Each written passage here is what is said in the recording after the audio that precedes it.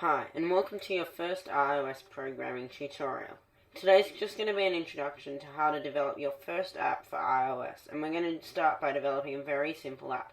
But to begin, let me introduce you to the Apple development platform. So I'm at developer.apple.com, and I'll put the link in the description, but this is the whole developer center that Apple's provided for you. And you can access a whole lot of resources, and for $99 a year you can publish applications to the App Store. So I recommend checking it out and going in depth and looking into all these various links and seeing what you can find out about iOS development, and it's a great resource. Programming for iOS uses a programming language known as Objective-C and a compiler called Xcode. Xcode is developed by Apple and is used for programming Mac and iOS apps, meaning iPad and iPhone. You can download Xcode from developer.apple.com, but we're just going to download it from the Mac App Store. So let's go to Safari now, and if you go to the Mac App Store and just search Xcode, you'll find that it's the first app that comes up. So click into Xcode and open it up, and this is Xcode. You can install it. It's just over a gigabyte, the download size, so it takes a while to download, but it's free, and you do need it for developing iOS applications. Once you've got that installed, let's go ahead and open it up. Agree to the software license agreement and click on Create a new Xcode project. You'll be prompted with this the first time you open up Xcode. You have a number of options, 7 under the iOS application menu, which is where we're going to be for this duration of our iOS application development tutorial series. Let me briefly walk you through these various templates for your application. First is Master Detail, which is only for iPad and is a table view on the left-hand side of the screen and a main view on the right-hand side. The icon's quite descriptive, and you can see what I mean when I say that. You've probably seen it in various applications, and it's useful only for iPad and cannot be used on iPhone. So it's good if you're making an primarily iPad application. We're not going to be using this. I don't think we'll use it at all throughout the tutorial series. However, it's good to know it and get familiar with it. So have a look at that on the developer website. Next is an OpenGL game, and this is for developing games, essentially using UIKit, which is essentially the built-in framework for Objective-C, meaning the platform used for programming Objective-C and the various coding references you use. Again, we won't be using this. Then there's page-based applications, which are essentially creating an application with a page-based interface, sort of like an iBooks application. Again, we won't be using this. I'm going to skip down to empty application now, and we're not going to be using this, and this just generates a blank project, and until you're very familiar with Xcode, Objective-C, and programming for iOS, I don't recommend using this setting. Finally for what I'm showing you is a utility application which sets up two screens, a main screen and then a button that takes you to another screen. Again, we're not using this throughout the tutorial series. What we will be using are tabbed applications and single view applications.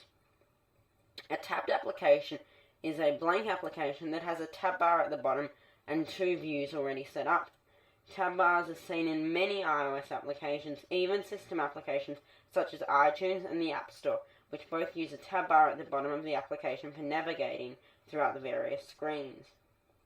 I will do a number of tutorials on how to use these in later episodes. For today, we're going to start with a single view application, which is the most basic and rudimentary application setup available.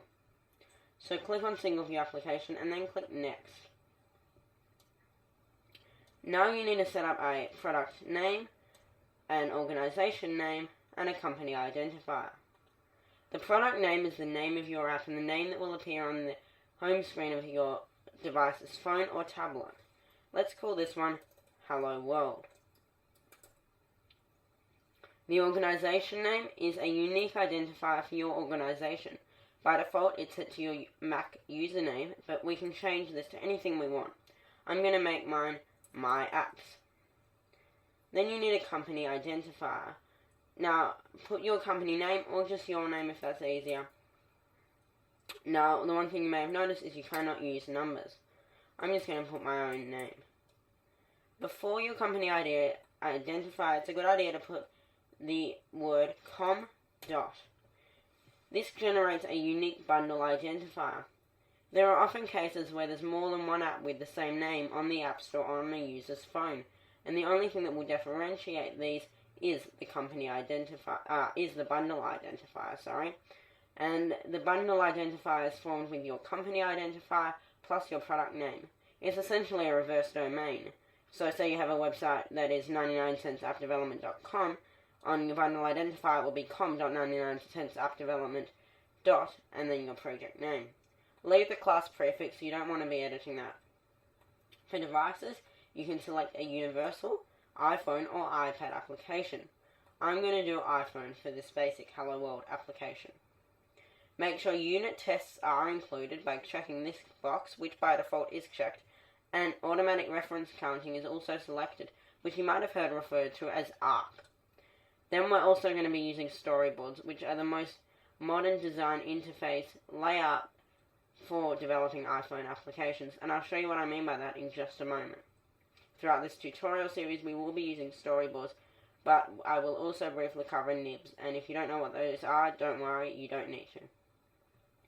Click Next, and then find where you want to save your application, and click Create. It will generate a project folder with all the files in that location.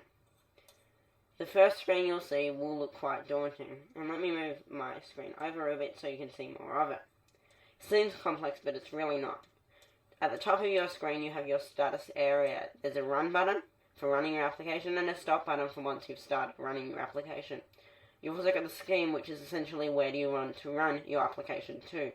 Leave it what it is at the moment, that's the default, and that will automatically be set to match your project settings. Next you'll notice a tab called Breakpoints. Don't worry about what that is, we'll cover that in a later tutorial on debugging your application.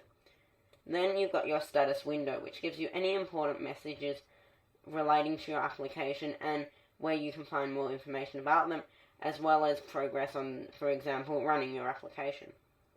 To the very right you can see your editor tab, which shows you various editor modes you can go into. I'll show you more about this in an Xcode tips and tricks tutorial. Then you've got a View tab, which allows you to adjust the view of Xcode and what it looks like. I will briefly cover this in the later part of this tutorial. Then there's the Organizer button, which brings up the Xcode Organizer.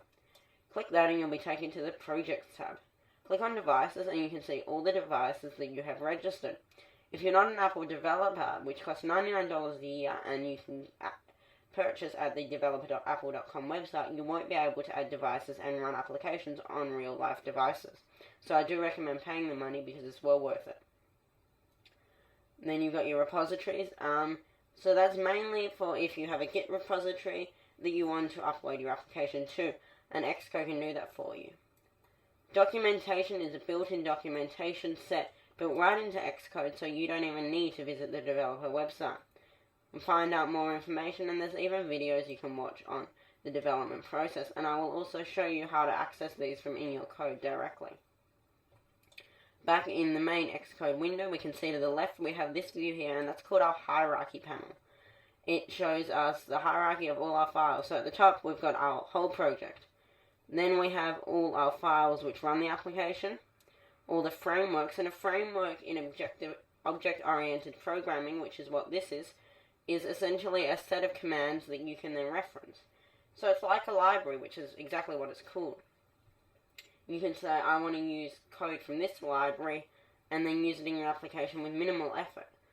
You'll see what I mean in that in a later tutorial, and you'll find that you use frameworks a lot.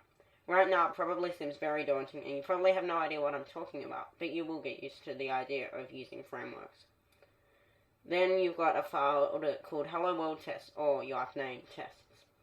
Don't worry about these files, you don't need those, and under supporting files you also don't need to use any of these files at this stage. Products is just what is generated by default. They'll be in red, don't worry, that's not an error, just ignore it. To the center of the screen we can see our project summary window. We can see our bundle identifier, which we can change. We can't change the name of the project though. We can change the version of the application, the devices it runs for, and the deployment target, being the lowest operating system the user can have running on their phone. If you've got the latest version of Xcode as of the middle of 2013, the lowest setting you can have is iOS 4.3, but I recommend putting it onto a slightly higher setting. The disadvantages of putting it onto a higher setting include that it won't be compatible with older phones that haven't been updated.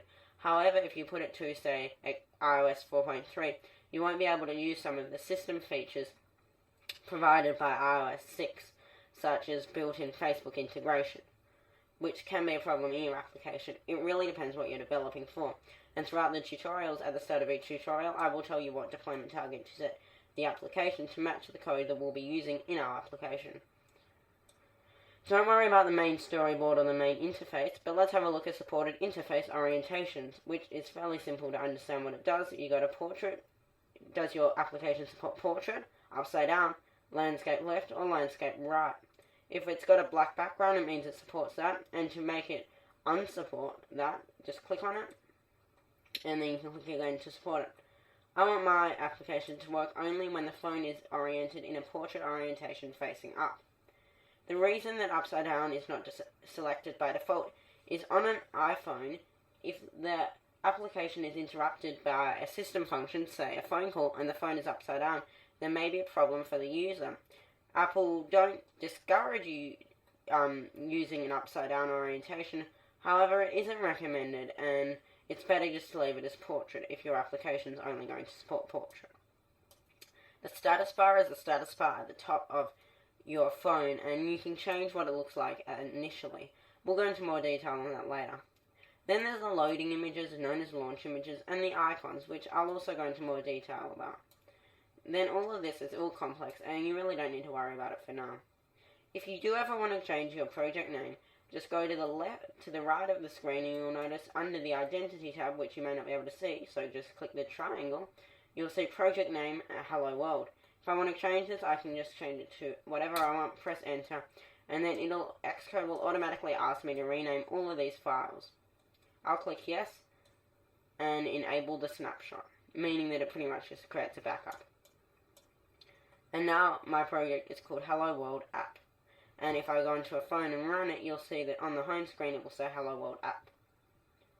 You've also got your Info tab on the project summary window, which is pretty much the in-depth version of the summary. Don't worry about that now, and don't worry about build settings. Build phases is important if you ever need to add any new libraries. Where it says link binary with libraries, click on the arrow and press the plus button to add a new library. I'll go through that in a later tutorial, but if you do ever follow other tutorials that require you to import libraries, that's what it means. And again, don't worry about build rules.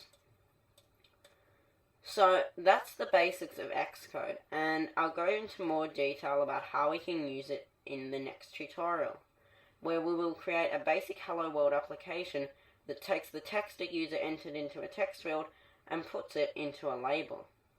Thanks for watching, and be sure to like and subscribe, and visit our website 99centsappdevelopment.com and contact us if you have any questions. Thanks for watching.